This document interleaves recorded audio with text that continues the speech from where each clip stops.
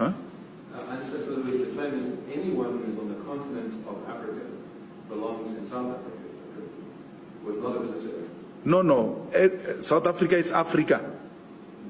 We are one country called Africa. This South Africa you are talking about was imposed on us. So we didn't come from anywhere. Speak for yourself. We didn't come from anywhere. There's no African who came from anywhere. We came from here.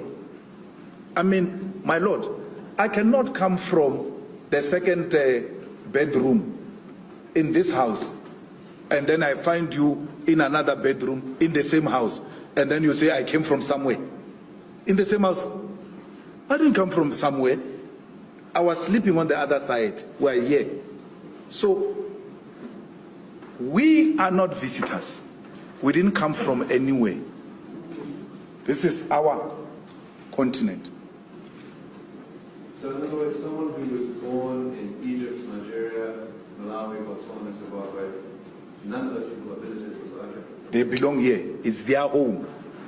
Where Nigerians, Ghanaians, Mozambicans, Zimbabweans, when they are here, they are at home. They should not even for a second doubt themselves. This is our home. Let me ask you this, your party has recently engaged in a campaign where you've gone to a restaurant like this, and you're asking to produce lists of who works with them, and to say you have a certain number of people who are not South Africans, and a certain number of people who are South Africans, and we want you to change those numbers.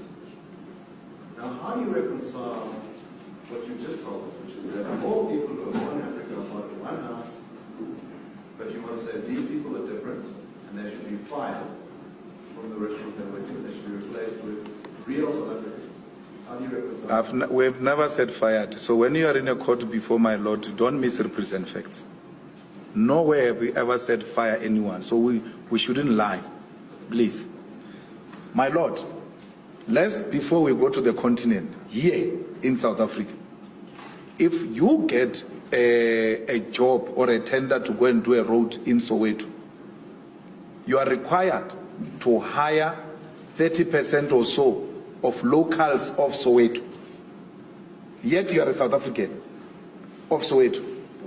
You are required to subcontract a certain percentage of people from Soweto.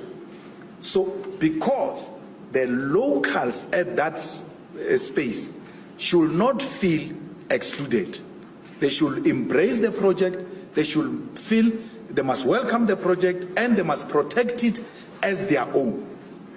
Now, what the white ownership does to our people, my Lord, is that they hire our brothers and African brothers and sisters who are not locals to the exclusion of locals, so that they can ignite the xenophobic war amongst our people. They want to thrive, which is what made you survive. Divide and rule. You are dividing us by hiring some of us. I'm a South African. If I were to go and open a restaurant in KwaZulu-Natal and I come with everybody from Limpopo, the people of KwaZulu-Natal, one, they will not feel like this restaurant belongs to them. They will not feel a need to defend it because I just impose people from the other side to them. They need to be involved for them to know that this belongs to them. But it doesn't make the Limpopo people less South African or less home because I said you must be mixed with the people from KZN since our project is in KZN. It doesn't make it lesser home because I said so. No, I am saying the unity of Africa must start from the shop floor. Zimbabwean, Mozambican, Nigerian, South Africans, come, let's work together on the same floor. Mozambican, Zimbabwean, let's go to school together. Let's grow up together and know each other, so that by the time we defeat these colonial borders, we already have embraced each other and we don't start from scratch. So that's what we're doing. It's in line with what we're saying. We're saying Africa is one. and let One Africa be seen at Cream Restaurant. We're not going to allow the bosses to divide our people by excluding others. So if there is a shop, my lord, that says here we don't hire Zimbabweans, I will go there and fight with them and say, why would you say that? Why do you classify our people and want to isolate them? It will be a wrong practice. So we are starting, and which is what is offensive. You want to exclude South Africans with African brothers and sisters so they can fight amongst themselves and they remain divided. We are saying, no, come together, work together so that the unity starts at the shop floor. You are not happy with that. Let me put to you what you actually did. Yeah. So, in other words, your party goes to Cream Restaurant and says, we've looked at your books, and you employ, let's say, 25 people who are not South African, and 5 people who are South African. We think you should reverse those numbers the next time we come back in 2 weeks. Now, what would it entail? You said, I'm putting words in your mouth about firing. What would it entail to reverse those numbers? But I didn't do that. I didn't go to Cream and say, these are the numbers, and then when I come back in 2 weeks, I want these numbers. No. I said to Cream, I want to look at the ratio of Cream and see if you guys are compliant. And you know, my lord, in all the restaurants I went, I found them compliant. I found both outside brothers and sisters from other countries and South Africans together on the shop floor. I never said that. You see, you rely on non-existing sources, because I can ask my lord here that you lead the evidence of me saying that. Read something, because you utter such words to mislead the public. But I know for a fact, my lord, he can't produce anything to back up what he's saying. And he deliberately says it so that it can spread wrongly in society. That your party did this. There's a wonderful that would be for Cuba. Now that seems to be embracing free markets. No. You can't say that is embracing free markets.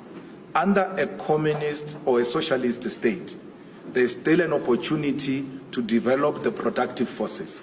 You have a responsibility to grow your economy. And we know that we exist in a globe today.